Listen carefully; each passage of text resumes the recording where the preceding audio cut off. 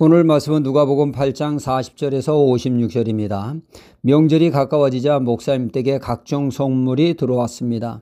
그 중에는 소고기도 있었죠. 양이 많아 사모님은 두고두고 먹고자 소고기 장조림을 만들고 있을 때 마침 신학교를 다니며 교육 전도사로 수고하시는 전사님이 지나가니까 전도사님을 부릅니다. 이에 사모님께로 갔더니 이리 앉으라고 하면서 앞으로 전사님도 목사님이 되어 명절 선물로 고기가 들어오거든 나처럼 이렇게 소고기 장조림을 만들어 두고두고 먹으라고 하면서 맛있게 먹을 수 있는 소고기 장조림 만드는 특급 비법을 가르쳐준다고 하면서 요리 강의를 해주었습니다. 그리고는 끝이었죠. 사실 교육전사님은 박봉으로 사는데 사는 게 용하다 할 정도로 빠듯한 삶을 살고 있었습니다. 밥상에서 고기를 본 적이 가물가물합니다.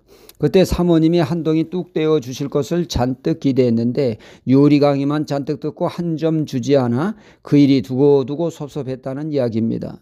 우리의 삶이 사모님과 같이 살기 딱참합니다. 우리는 상대방을 배려하고 헤아려 주기보다는 자신의 입장에서 자신의 위치나 상황에서 모든 것을 판단하고 행동하는 경향이 있습니다. 그러다 보니 상대방에 대한 마음 상태나 처지를 헤아리지 못하므로 섭섭함과 오해를 불러일으킬 수 있습니다. 신앙생활에서도 그렇죠. 하나님은 전능하시고 불가능이 없으십니다. 하지만 우리는 능력의 한계가 존재하죠. 우리에게는 할 수 있는 일이 있고 할 수 없는 일이 분명 존재합니다.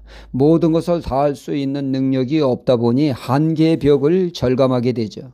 이러다 보니 자연 우리는 우리 입장에서 하나님을 바라보며 하나님이 하시는 일을 인간 생각으로 제안하는 잘못을 범하는 경우가 있습니다. 성경 곳곳에 그런 경우가 넘쳐나고 있죠.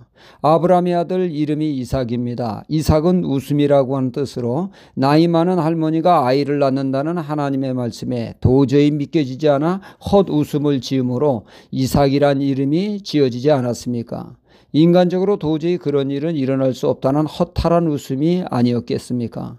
하나님은 유머스럽게도 그들의 웃음을 기억할 수 있도록 웃음이란 뜻의 이름을 이삭으로 짓게 하셨습니다. 이는 무엇을 시사합니까? 자신들의 인간적인 생각에 하나님의 전능하심을 신뢰하지 못함을 돌아보게 하는 것 아니겠습니까? 신앙이란 인간 생각이 어떻든 환경이 어떠하든 하나님이 하신 말씀은 성실히 반드시 이루신다는 것을 믿는 것이 믿음이다. 이것을 일깨우는 이름이 아니겠습니까? 다시는 하나님의 전능하심을 의심하지 않고 절대 신뢰하도록 말이죠. 민수기 11장에 보면 모세 또한 그런 잘못을 하나님께서 그를 꾸중하게 되죠. 광야 이스라엘 백성들에게 하나님은 그들이 가지고 온 양식이 동이나 손가락을 빨아야 될 상황에 상상 못할 만나를 주셨습니다. 그러나 줄수록 앙앙거린다고 사람의 욕심은 한도끝도 없습니다. 만나만 쳐다보면 물린다고 하면서 그들은 애굽에서 먹던 채소며 고기를 그리워하며 땡깡을 부립니다. 우리에게도 고기를 달라고 원망에 원망을 하게 되죠. 갈수록 가관입니다. 이에 하나님은 모세에게 한 달 동안 고기를 주어 고기만 보면 질린다고 할 정도로 고기를 주겠다고 하십니다. 그러자 모세가 이 일을 제기합니다. 하나님, 이스라엘 백성이 한두 명입니까?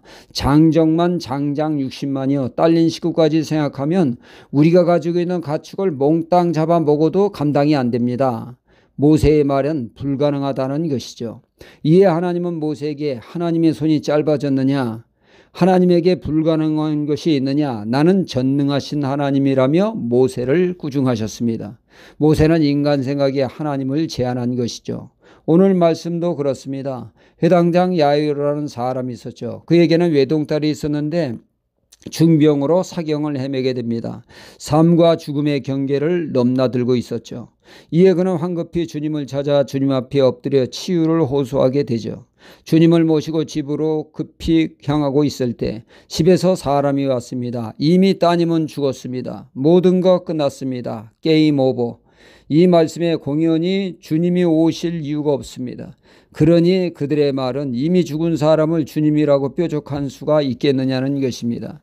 예수님이 사람이라면 그 말이 맞습니다. 그러나 주님은 생명을 주관하시는 하나님임을 그들은 몰랐던 것입니다.